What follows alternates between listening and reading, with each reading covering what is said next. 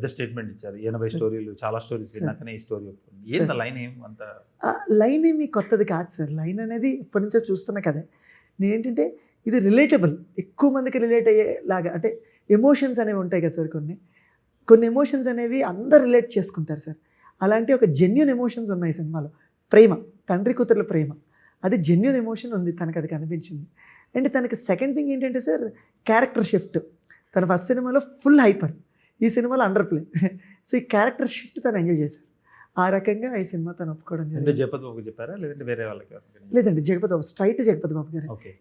First Sumanth caste అయిపోయారు, మిగిలిన యాక్టర్లు అందరూ క్యాస్ట్. ఫాదర్ క్యారెక్టర్కి వచ్చేటప్పటికి ఎవరిని చూద్దాం అన్న టైంలో సునీల్ నారాయణ గారు జగపతి బాబు గారు అయితే ఈ క్యారెక్టర్ ఎలా ఉంటారమ్మా అన్నారు.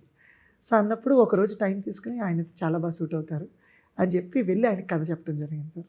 అలా ఆయన తర్వాత ఒప్పేసుకున్నారు. అది కథ చెప్పే ప్రాసెస్ కొంచెం భయంగా, కొంచెం ఫన్నీగా, రకరకాలుగా జరిగిన మూమెంట్ ఎప్పుడైతే అంత బాగుందో ఆయన ఒకటే సింపుల్గా స్ట్రైట్ ఫార్వర్డ్ చెప్పారు సార్. నచ్చితే అమ్మ చేద్దామని చెప్తా, నచ్చలేదో షేక్ హ్యాండ్ ఇచ్చి గుడ్ బై చెప్తా అని చెప్పారు. సో ముందే చెప్పేశారు సార్, ఇంకా నన్ను డిస్టర్బ్ చేయొద్దని. సో అంత క్లారిటీ ఉన్న మనిషి. అప్పుడు ఆయనకి కథ చెప్పినప్పుడు ఆయనకి ఇంకొక బెస్ట్ థింగ్ ఏంటంటే ఆయనకి డాటర్స్ సార్, 2 డాటర్స్. నాకు ఆయన్ని ఇది కన్విన్స్ చేయడం ఈజీ అయింది ఆ విషయంలో.